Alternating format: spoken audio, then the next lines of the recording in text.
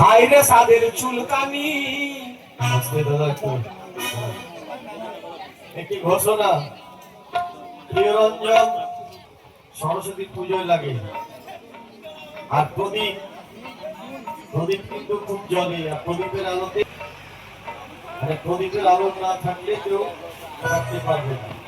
তো প্রিয়রঞ্জন কমার্স আর প্রদীপ এই তিনজনের উপরে কিন্তু 50 টাকা চাপাল করে, 50 টাকা ফেরি। আপনারা আপনাদের বিয়ে বাড়ির হবে